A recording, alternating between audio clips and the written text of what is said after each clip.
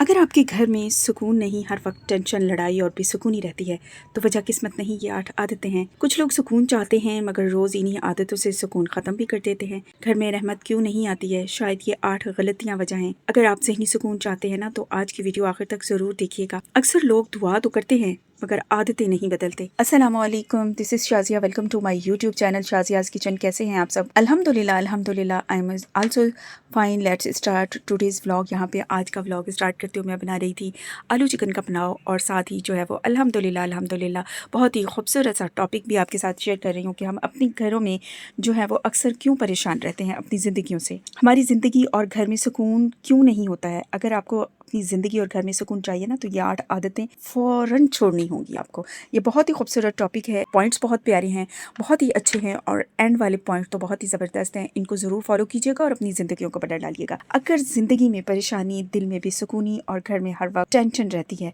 तो सिर्फ हालात ज़िम्मेदार नहीं होते हैं, हमारी कुछ आदतें भी सुकून छीन लेती हैं हमसे। आज मैं आपको वो 8 आदतें बताऊंगी जो छोड़ देंगे ना, तो ज़िंदगी और घर दोनों में सुकून आ सकता है। नंबर 1, हर बात पर गुस्सा करना। गुस्सा घर का माहौल बहुत ज़्यादा ख़राब कर देता है।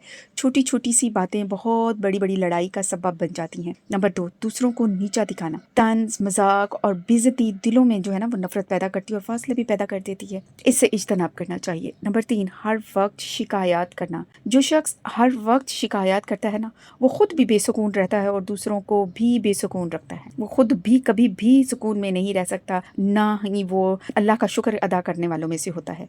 इसलिए शिकायत को दूर कहीं फेंक देना चाहिए। जिस हाल में है अल्हम्दुलिल्लाह, अल्लाह रब्बुल इज़्ज़त का लाखों शुक्र अदा करते रहना चाहिए। नंबर 4, नमाज और दुआ से दूरी। रूहानी सुकून और ज़िंदगी में बरकत सिर्फ़ और सिर्फ अल्लाह की याद से आती है।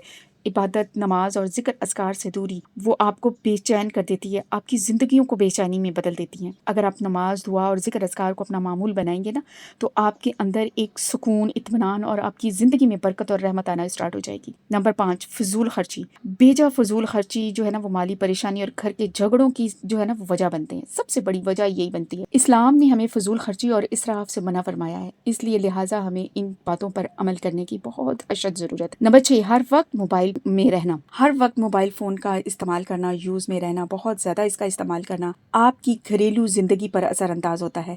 आपके घर वाले आपके साथ तो होते हैं मगर ताल्लुक़ ख़त्म हो जाए स्टार्ट हो जाता है। आहिस्ता आहिस्ता आप तन्हा और अकेले और मोबाइल के होकर रह जाते हैं और ज़हनी डिप्रेशन में चले जाते हैं। नंबर 7, दूसरों से हसद करना। हसद वो आग होती है जिसकी जलन से इंसान खुद ही जलता है। वो किसी और का नुकसान नहीं कर रहा होता, वो खुद ही अपनी हसद की आग में खुद ही जल रहा होता है। हसद इंसान का अपना सुकून जला कर राख कर देता है। इसलिए लिहाजा दूसरों से हसद करना छोड़ दीजिए, बिल्कुल ना करें। अल्लाह पर तवक्कुल करें। जो आपको अता किया है, जो दूसरे को अता किया है, वो रब की अता करदा नेमतें हैं। आपका या उसका किसी का कोई कमाल नहीं है, या आपकी कमज़फ़ी नहीं है, उसकी आला ज़रफ़ी नहीं है। वो सब और सब अल्लाह के अता करदा नेमतें हैं और नवाज़िशें हैं। आप भी इस काबिल अपने आप को बनाएं। अपने अंदर से जो है वो खामियाँ और गलतियाँ अपनी तलाश करें, जिसकी वजह से जो है वो दूसरा आपसे ज़्यादा मोतबर है। आप भी अल्लाह के करीब हो सकते हैं, बहुत ज़्यादा अल्लाह की रहमत आप पर आ सकती है। आप इस्तग़फ़ार को अपना जो है वो मामूल बनाएं। नमाज, रोज़े को, ज़िक्र अस्कार को, तौबा को, दुरूद पाक को, सूरत यासीन को आप उठते बैठते ज़िक्र अस्कार करें। खाना बनाते हुए, चलते फिरते, काम करते हुए अपना मामूल बनाएं इस्तग़फ़ार का। आप देखिएगा आपकी ज़िंदगियाँ, हालात सब कुछ बदल देगा। रब करीम की ज़ात वो ज़ात है जो आप जब अल्लाह को याद करते हैं तो रब करीम आपकी तरफ जो है वो 2 हाथ लपकाता है। तो क्यों ना हम अल्लाह रब्बुल इज़्ज़त की तरफ 1 हाथ बढ़ाएं, तो हमारी तरफ 2 हाथ बढ़ाएंगे रब। तो नंबर 8, सफाई और तरतीब ना रखना।